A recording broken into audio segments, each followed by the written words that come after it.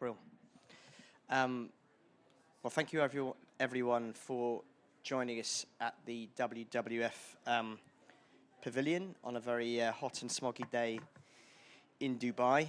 And thank you to WWF for setting up this panel, which I think is going to be quite a useful conversation on one of the most important issues that's been discussed both at COP28, but will be increasingly relevant if we're to believe temperature and long-term science projections around climate science and increased impacts we're expecting in the decades to come. This panel is going to focus on supply chains in a warming world, and what we're going to discuss is why it's going to be important for wealthier countries in Europe, UK, the US, and beyond to take adaptation finance more seriously and to target their adaptation finance better and to raise adaptation finance in the years to come. There was a commitment in Glasgow in 2021 for rich countries to double adaptation spend. We haven't seen that delivered yet, but it's going to be important and useful to understand how that's going to sort of develop in the years to come. On our panel, and I should say my name's Ed King and I work for an organisation called GSCC. On our panel we have Tim Benton on my left, who's Environment and Science Programme Director at Chatham House. Next to Tim we have Rishinara Ali, who's Labour MP for Bethnal Green and Bow in London and Shadow Minister for Investment and Small Business. And on Rishinara's left we have Dr. Steve Cornelius, who's WWF's Deputy Global Leader for Climate and Energy, and I think performing multiple roles here at COP, going around briefing people on what is happening at the talks. We'll start with Tim, but as I said, Tim, adaptation talks are reaching a crescendo here in Dubai.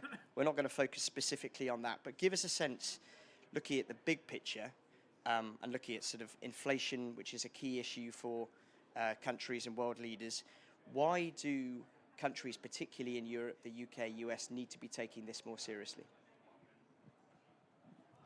Thanks, Ed. Hello, everybody. I'm coming to the end of COP and I've got a cold, so sorry if I cough and splutter. And I've also walked 85 miles to date round the site. That seems to be the most interesting thing that people care about me. It's not the content, but how many steps I've done. Over the next 5 minutes, I just want to kind of riff a little bit on what Ed has just been saying. So 2023 is the hottest year on record over 120,000 years.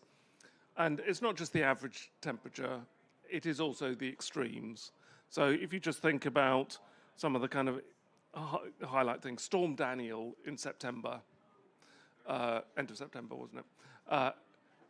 20,000 people, perhaps as many as that, killed in Derna in Libya. The same storm dropped 750 millimeters of rain in 24 hours in Zagora in Greece. 750 millimeters of rain in 24 hours. Think of that if that fell on a major town. That's 7,500 tons per hectare, if you think in agricultural terms or land use terms. And it would just be huge in terms of the cost. We've had Storm Otis, which was a tropical storm, just a piddling little storm, that became the most severe hurricane ever recorded off the coast of Mexico, and then turned at the wrong place unexpectedly and went across Acapulco. Storm Otis in itself, yeah, rah, rah, rah, we've got a loss and damage fund, but Storm Otis in itself, the damage from that would take everything in the loss and damage fund. And that was just one event, wildfires and all the rest of that. I did something with Ed earlier in the year, and we did a database of extreme weather events just by trawling press and other things. We got it up to, by the end of September, when I gave up the will to live, basically, I got up to 391 events in 106 countries. Data was very partial, but at least 22,000 people killed, 65 million people affected or displaced. So the lived experience of climate change is just becoming profound for everybody. And we're in El Nino now, we're already in a super hot house Earth. if you think about the countries that are normally affected most by El Nino, the kind of middle swathe of the country, Ecuador, Peru, Haiti, Sudan, Somalia, Central African Republic, DRC, Ethiopia, Pakistan, all those countries were already very fragile, often on the verge of civil unrest or civil war. Just imagine if, as we go through the next 6 months or so, into a world which is 1.5 hotter than baseline, with all the storms and droughts, what happens if all of those states become failed states? What happens to people movement? What happens to disruption of a whole range of different things? And I think this is the world of supply chain risk, in a sense, because so much of what any advanced economy relies on comes from overseas. We are globally embedded. And just from a UK perspective, we're about 1 billion imports a year into our economy. 42% of food is imported, 84% of fruit, 50% of vegetables. 50% of food comes from countries which are already unsustainable with water use. A quarter comes from climate vulnerable countries with low climate readiness. And 6% of our food comes from El Nino affected countries. So if you just think about food, there are so many ways our supply chains can be disrupted. We are already seeing droughts and heat waves and floods affecting agricultural production. The Panama Canal is working at about a third capacity at the moment because there isn't enough water to go round. You have conflicts emerging that interrupt supply chains in various places around the world.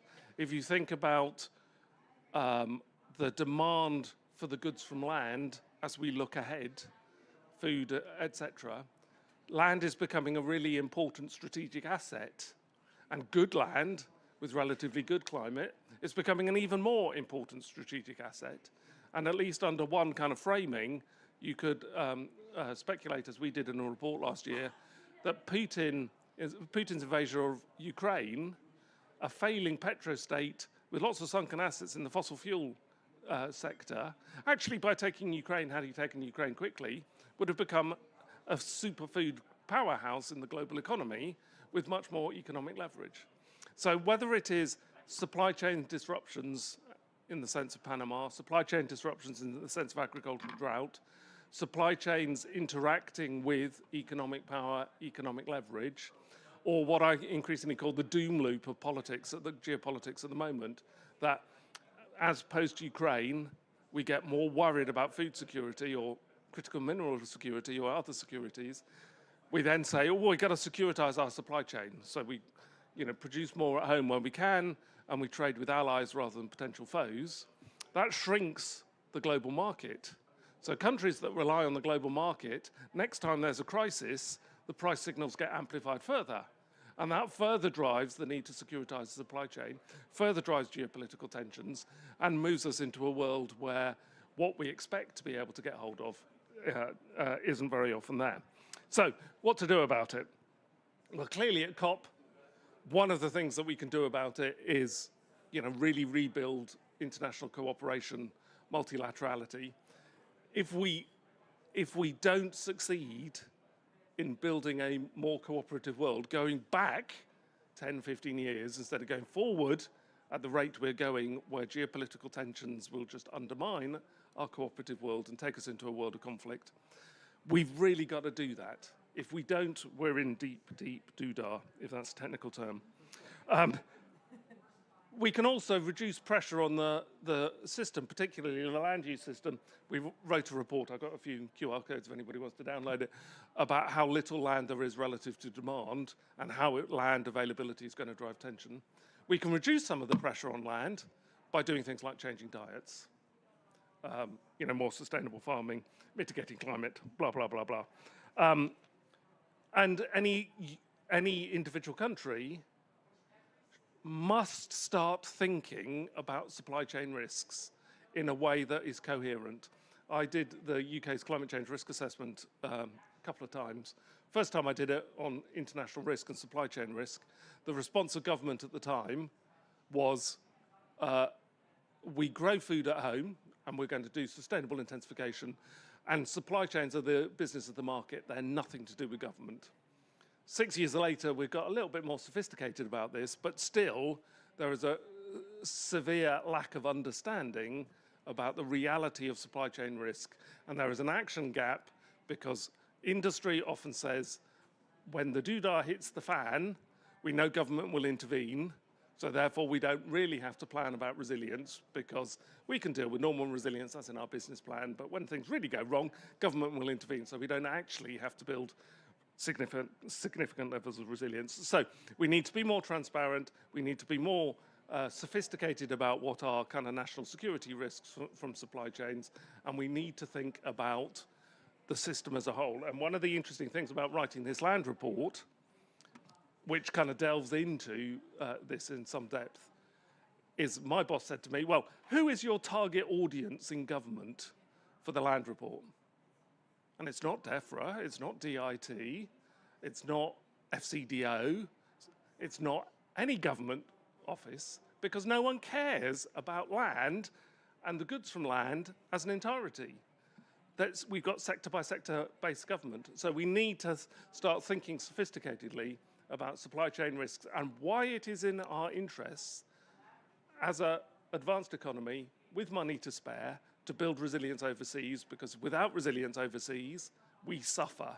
And whether it's resilience overseas in terms of inflation and supply chain disruption, or resilience overseas in terms of stopping people movement and helping people have a safe life at home and not wanting to come into Europe and all of the other politics involved in that, it's very much in our interest not just to think about our flood risk, but to think about other people's flood risks. Over. Tim. I'm not on Zoom anymore. No, all good. Thank you for that. Thanks for that that great sort of primer on the sort of myriad issues. And we're in the deep doodah. We can use that as sort of comms for down the line. Rishanara, coming to you next. There are a couple of good stats, I think, which kind of can help sort of frame my question. So there was a report from the Energy and Climate Intelligence Unit recently, which illustrated how the UK cost of living crisis is being directly hit by rising fuel costs, but also impacts from climate change on key UK commodities, hiking consumer bills around £600 over 2 years. We've had a report from Christian Aid exposing how 22% of UK fruit, vegetables, and protein products are coming from high-risk, climate-vulnerable parts of the world. And I guess you can see that when you go to a supermarket, you look at the fruit and vegetable section, these are from parts of the world where are being increasingly hit. And yet, there is this disconnect, a political disconnect, a media disconnect on adaptation being a serious issue. And I'm just curious if you have any thoughts on, your experience as an MP and previously working for DFID, why you think that is. I think you've got a mic next to you. Yeah. Well, thank you very much. I thought it might be useful just to sort of just take a step back and think about the kind of broader patterns, and then a bit of a deep dive into the way these things connect with people living in my constituency or other parts of the country and the rest of the world. The first thing I would say is that we should think about climate in the context of other shocks that our country has faced.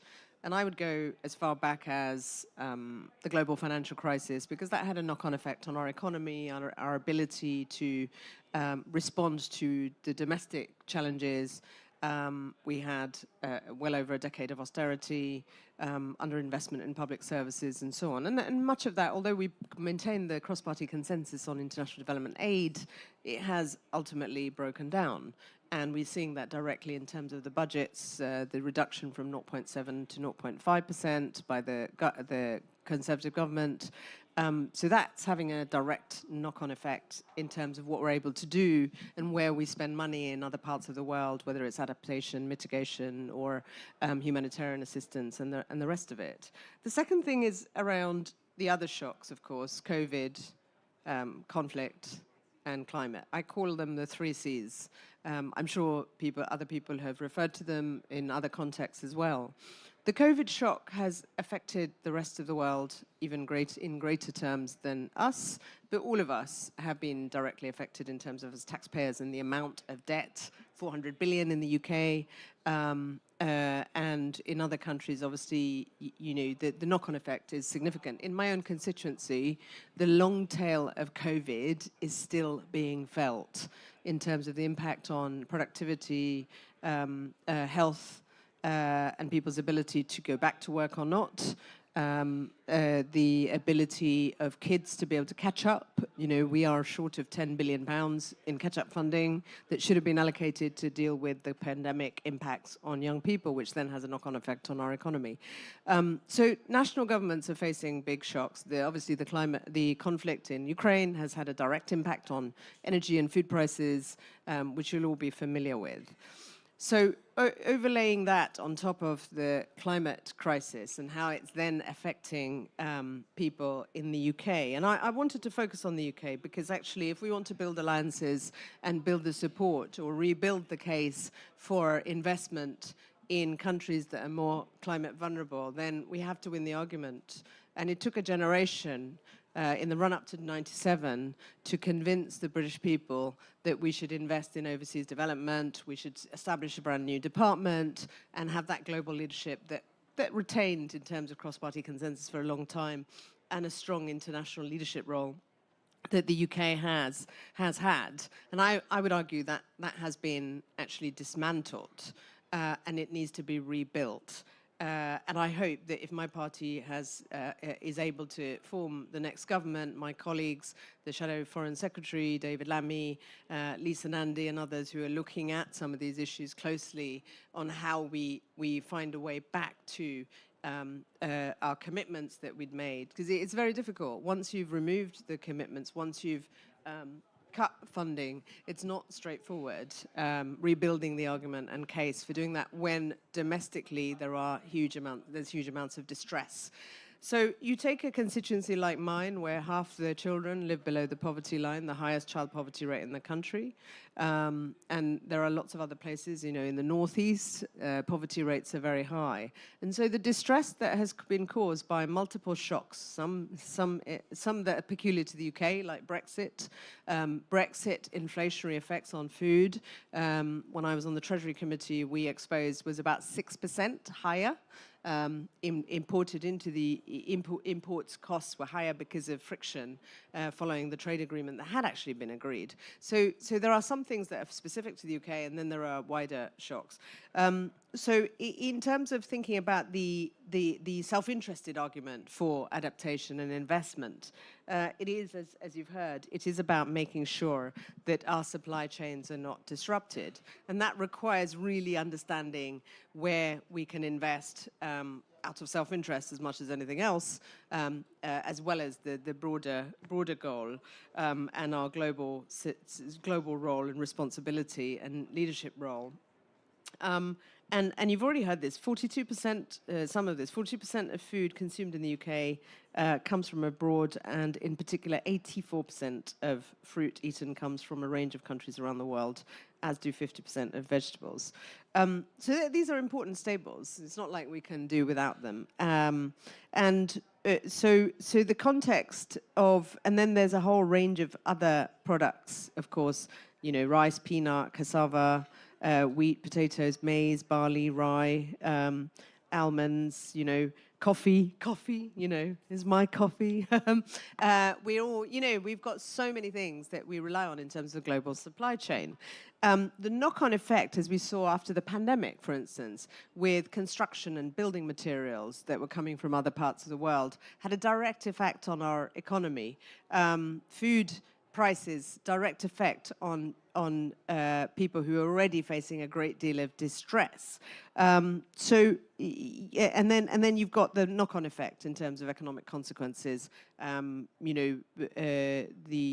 inability for the economy to return back to pre-pandemic level, which is in part affected by supply chain shocks. We haven't talked about China. There are obviously there were wider issues around supply chain disruption because of COVID and the responses of different countries. So when we think about the broader sets of shocks that face our own country and other parts of the world, and then on top of that, you've got the climate emergency and the very gradual, if you like, or some would argue slow pace of movement to address the climate emergency and the big challenges. And of course, we're all hopeful that there'll be more progress in this summit. Then we're looking at the need for individual countries to do what they can alongside, working globally. So I think that what we do need to focus on is how we support financing through the supply chain. And I'd be very interested in people's ideas on that. How do we ensure that, because if a business that we import from, and I cover the small business investment and small business brief, if businesses like those in my constituency and up and down the country, if they are importing certain products in order to sell to the UK, or they're making things that require some of the supplies from other countries, and those small holders, because of climate, are no longer able to remain in business. We've heard many stories of those examples here and in the UK. Then it has a direct effect on the small business in my constituency that might be employing 15, 20 people. That's a knock-on effect on their families as well as the person who's supplying the product. So we are absolutely interconnected. The point's very well made. And the impacts on our economy is going to be greater. And I'm going to finish with one example which came up during the pandemic. It's not directly related to climate, but it's a point about supply chain shocks and how companies in Western countries behave, how multinationals behave, and short-sightedness. And we all appreciate that when there's a shock, when there's a massive, thing like the pandemic, companies, can react very strongly to that. So in relation to during the pandemic, a number of companies, British companies and multinationals, decided to cancel garments contracts to Bangladesh. Now, the vast majority of people working in the garments companies in Bangladesh are women. 80% of their exports are garments.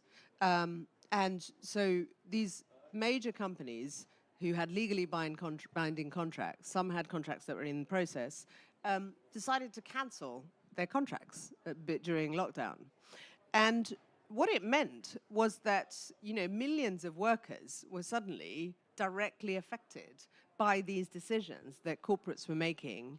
And they weren't thinking about the fact that actually, when lockdown ends, it's not like we were in a position where anyone believed that we'd be in lockdown indefinitely. So the supply chains would have to be restored again, and yet they made an immediate short-term decision just to shut down, cancel their contracts. That had a direct effect on those workers.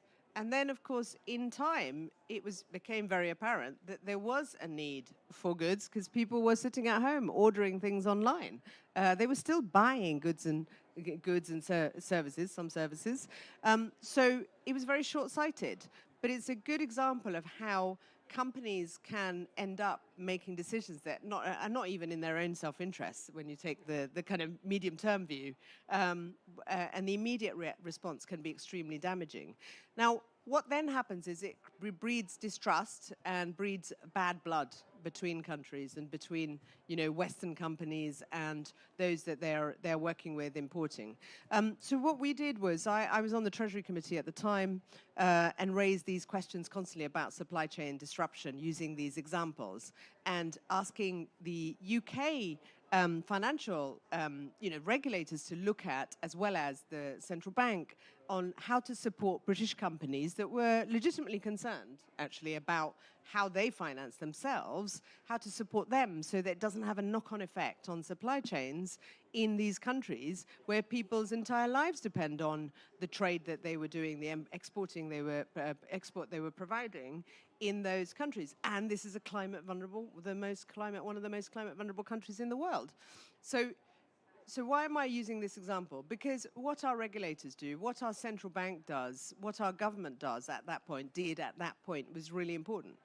Were they willing to support companies that were legitimately in difficulty and felt that they had to cancel contracts without thinking about the medium term? Were they stepping in to support them in terms of supporting their supply chains into other countries, or were they going to be just focused on the domestic frame, if you like?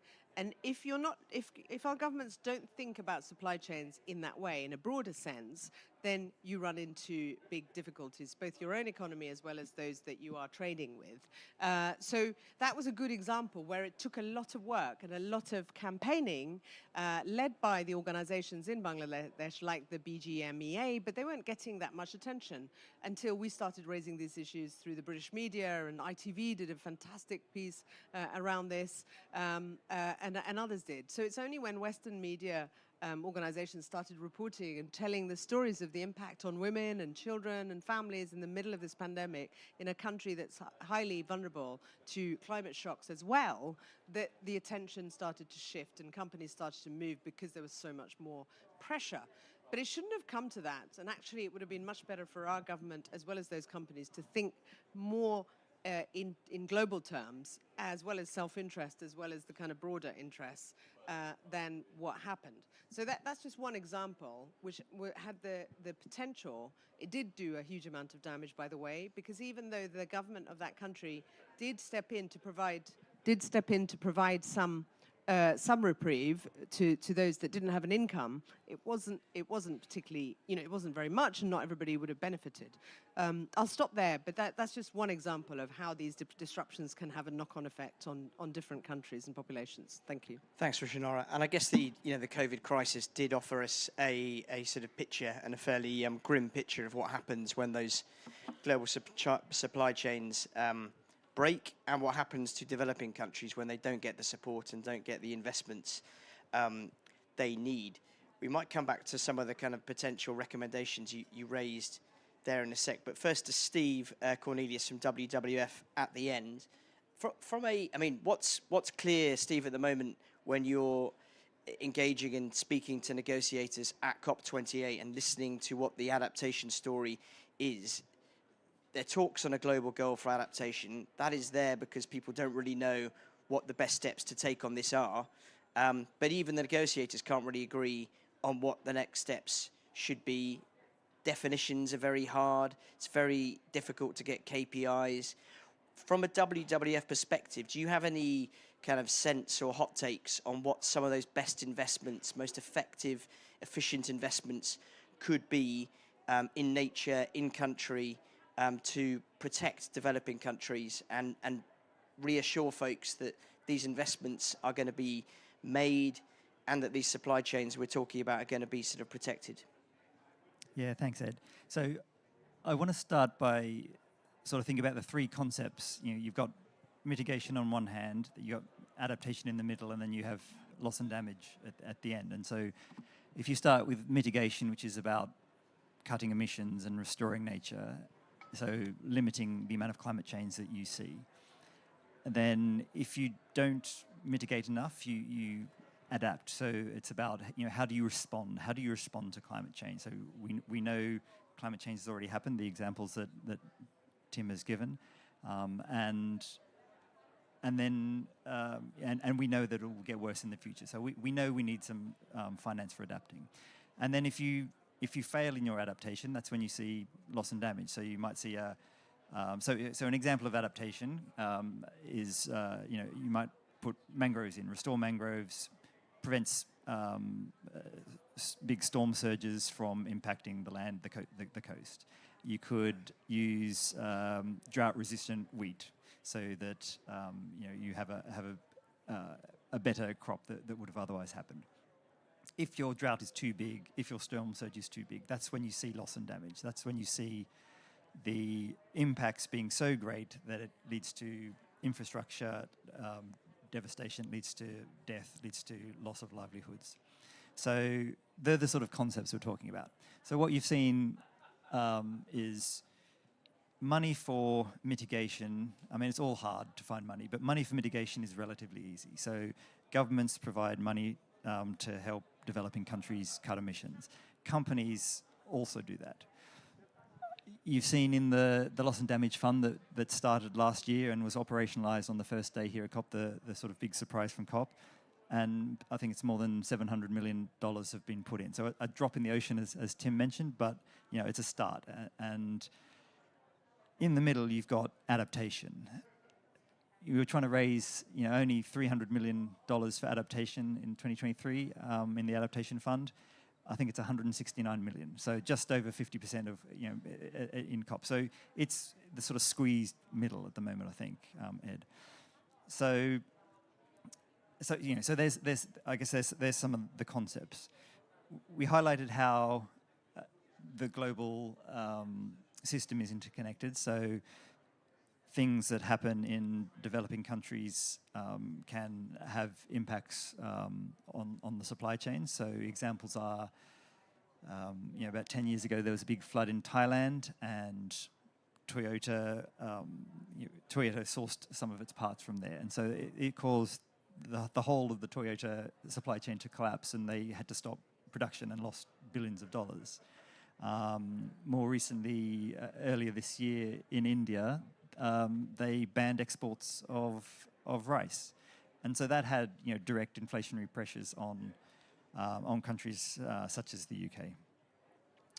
I mean, in terms of the negotiations, just before we came in, a new text for the Global Goal on Adaptation has come in.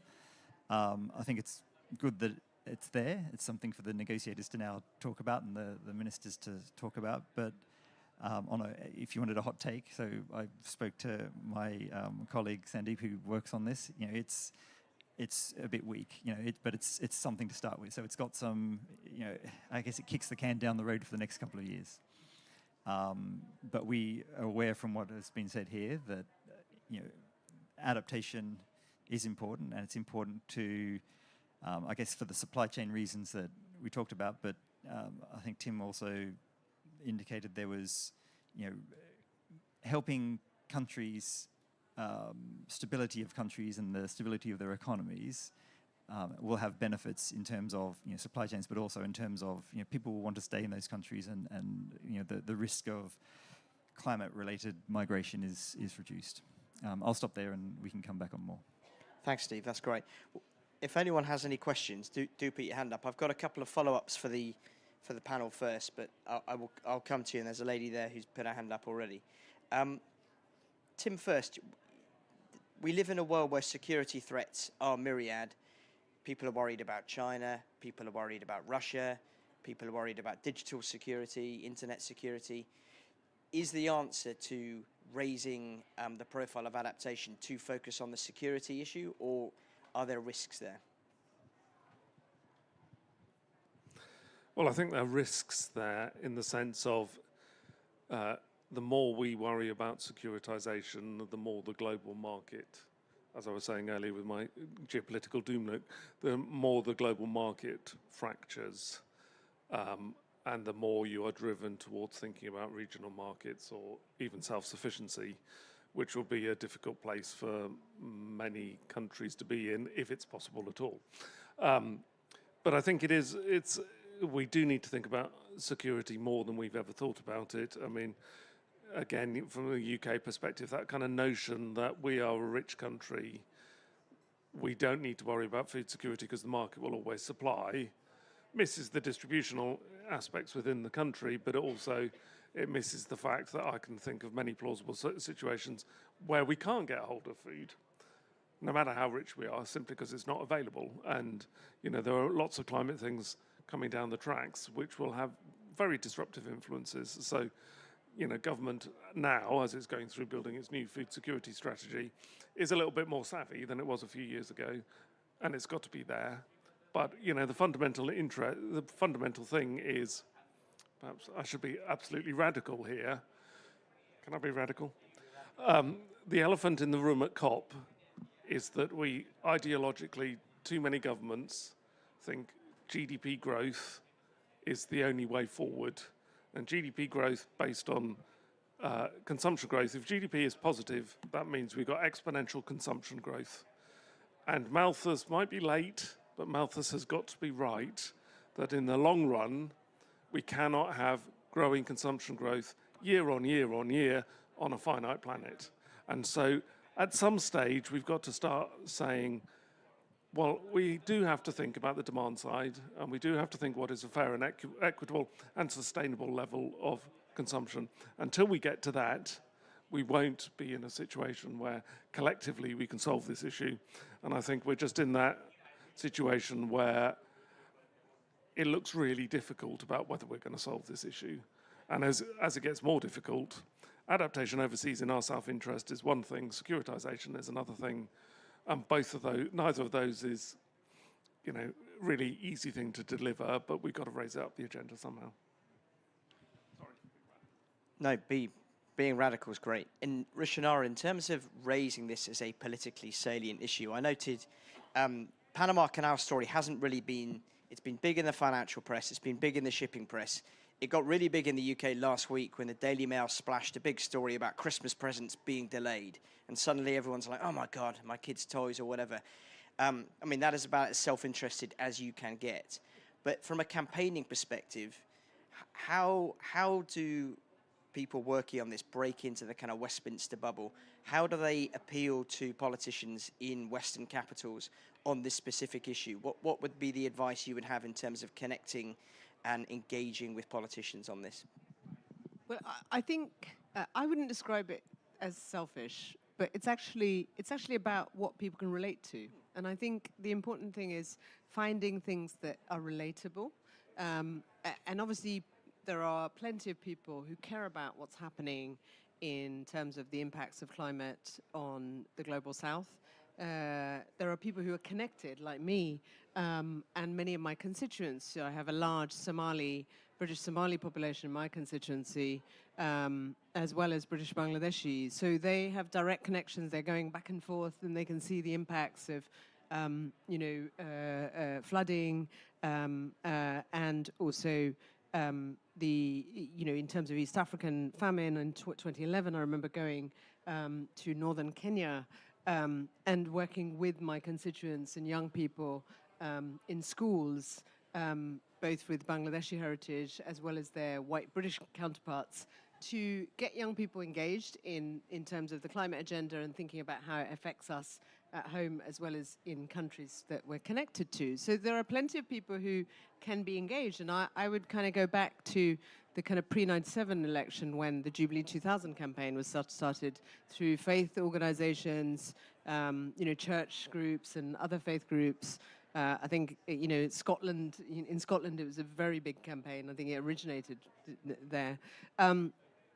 So there's the campaign side, there's the NGO community, there are schools and colleges, and young people are more active and more engaged in the climate debate than ever before. And we need to really take heart from that, because that wasn't the case, 20 years ago. And then there's the sort of direct impacts. And I think we've got to get better. The media could do more in terms of really translating how what happens in other parts of the world affect us directly. Because that is going to be the first point at which people can connect and relate and identify with something that affects them. And then that gives you a window into enabling people to see how it then affects people in different parts of the world that we are trading with and we depend on in terms of our food that comes on our table and what we can afford to buy in our supermarkets. And actually, the cost of living crisis has brought that home more than ever in terms of our interconnectedness. So I'd say that's a positive thing.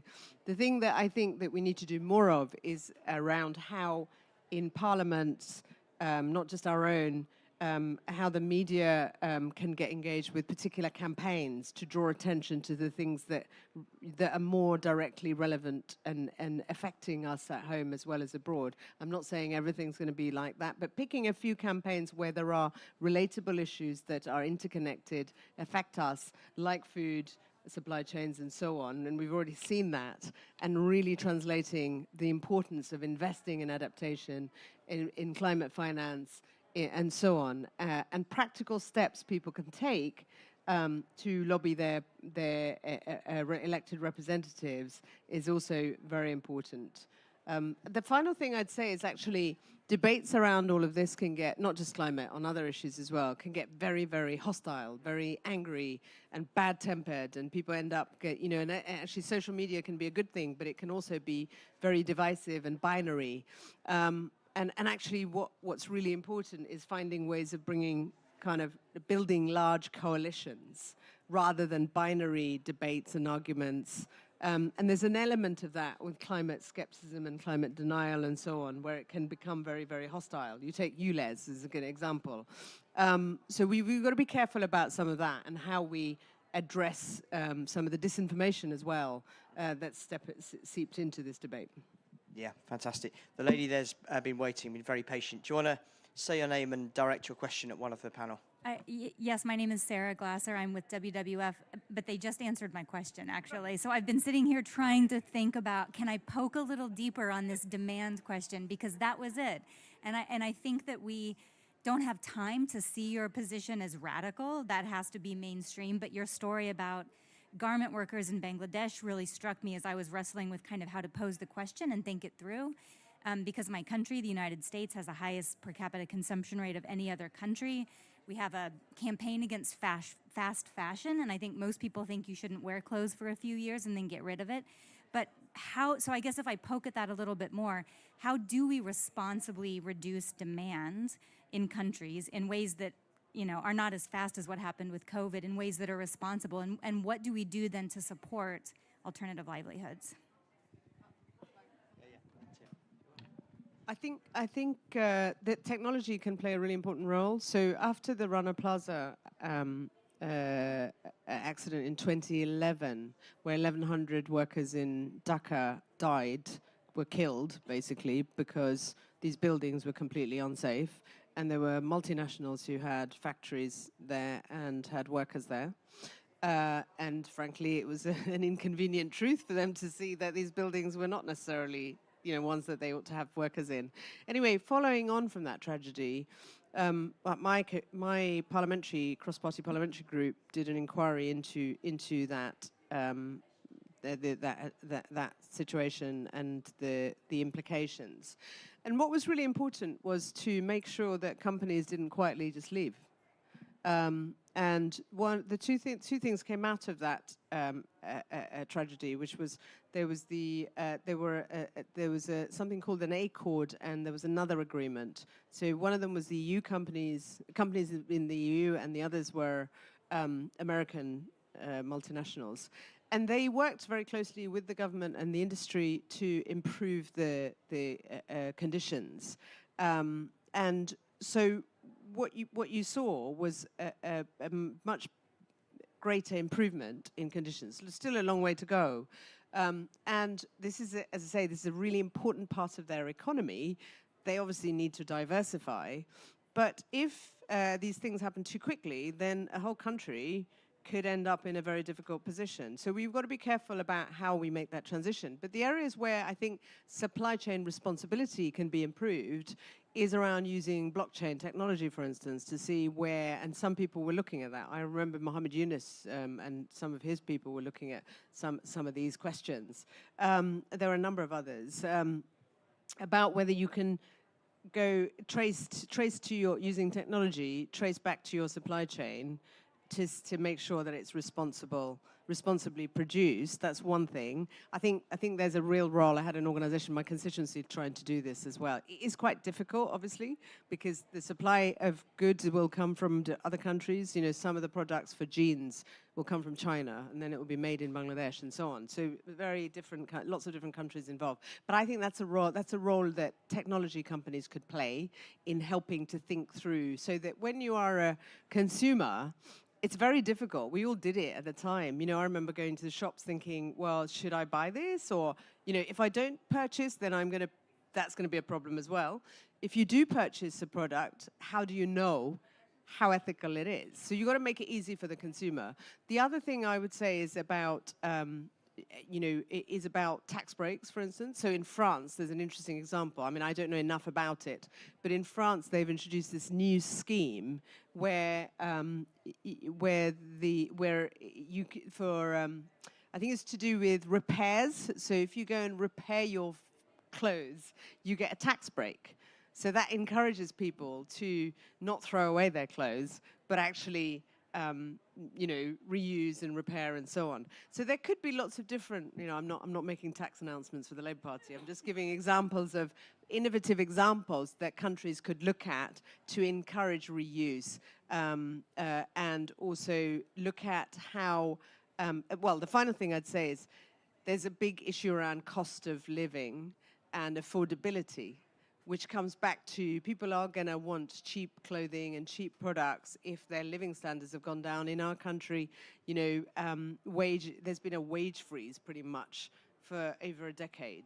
So we've got to look at where the pressure points are for those who are purchasing products, because it's not going to be enough just to say, let's end fast fashion, because that will have a knock-on effect. Just like child labor, the debates around child labor in the 90s, an outright ban on child labor, albeit nobody wants child labor, it wasn't going to be practically helpful unless you found alternatives and got kids out of, work and into education, and there was an alternative source of income and so on. So you've got to do these things gradually and carefully so it doesn't have unintended consequences that are worse for those very people that we want to make sure are not further exploited or face further hardship. If I can just chip in quickly, and I could talk for hours about this. The FAO came out with a report on true cost accounting, State of Food and Agriculture, a couple of weeks ago. The ill health costs of poor diets are $9.6 trillion a year globally. That's 3 times the total value of agriculture. And from a food perspective, it doesn't make any sense to produce food that is so cheap it's economically irrational to throw it away. It's so cheap that people eat the wrong sorts of things and make themselves ill and die early. Food is the biggest mortality factor in the world. So eating less and eating differently is in our personal interests, is in our national interests, and is in a whole range of other sorts of interests, planetary interests.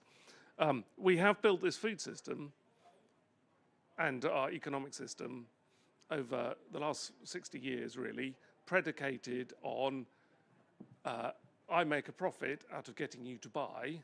The market capitalism is itself always market expanding, so there's no kind of upper limit to what it can be supplied unless we start putting in place an upper limit.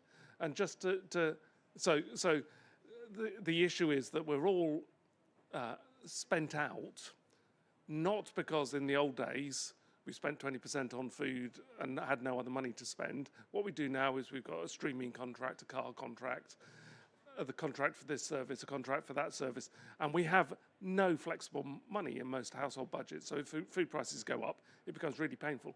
But over a 20, 30-year period, that can be adjusted. But just to show how stupid the system is, about 10 years ago when I was a civil servant, I was speaking to someone in the Treasury about, the health benefits of everybody adopting healthy diets, and tax spend in the UK, 38% goes on healthcare.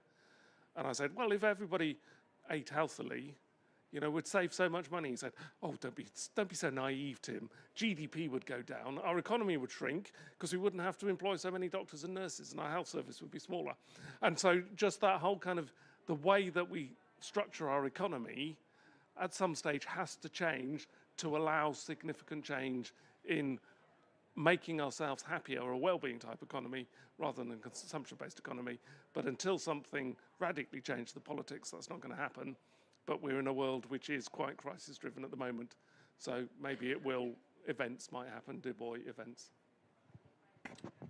Tim, thanks. I can see you're really pushing the radical button today. So, you're going to go and... I know. Yeah, quickly.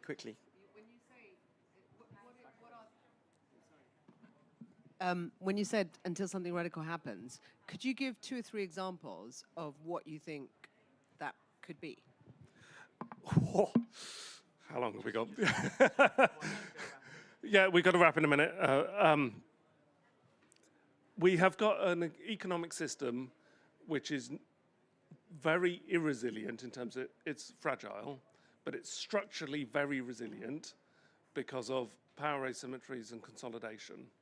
So in my mind, to change that structure, to disrupt incumbency, to be able to intervene in markets requires a radical change in politics. Now, that will either come about by nasty things happening, or it will come about by citizens making it effectively politically possible for people like yourself to change the structure of the market, to make it better, cheaper, to do the right thing from a consumption-based perspective. So it's probably going to be some combination of the two. And if you just think of the last 10 years, we've had wars, unimaginable. We've had Brexit, we've had COVID. I wrote a piece at the start of COVID, which said, you know, COVID, this was January, reminds me of the start of the Spanish flu pandemic. The BBC took that out and said, there's no way we can ever have a pandemic like Spanish flu ever again. So we're in a world where our norms and expectations of the last 30 years of being in a world of peace and safety and cooperation are being shocked all the time. And I don't think it's impossible that citizens together with events changing the way that we view the world will just make it politically possible, open up the political space for a government really interested in leadership to step in and do things radically different. Sorry. Okay, last question, because we are in the WWF Pavilion. So the last question has to go to Steve from WWF. Steve, imagine you're sitting next to a future UK Secretary of State for Investment or the Environment, and you really had to sell adaptation as an absolutely critical issue that the government has to take seriously, and you had about a minute and a half left. What are you going to say? Okay, so Minister, no, so I guess there's two things. So one is around, I guess, self-interest. So, you know, we've got in the UK, we're seeing more storms and damages and things happening. So, you know, we need to be able to invest. So I guess it's about investment. So you need to be able to see it as an investment. So in the UK, improving our resilience is a good thing. That's equally important overseas. So for the points raised earlier, so points around supply chains, you know, we import goods. We are connected to the globe. You know, we're an island nation, but we are connected to the globe in the UK. And so helping countries improve their resilience, be more stable, could be seen as an investment. I think, you know, you need to do it from the moral imperative as a relatively wealthy country, but also you could see it as a self-interested, we're doing it because it's good for us and our citizens. How it might help bring inflation back on target. And inflation back on target. Remember that one, Steve, this time next year. Halving inflation in a year, yes.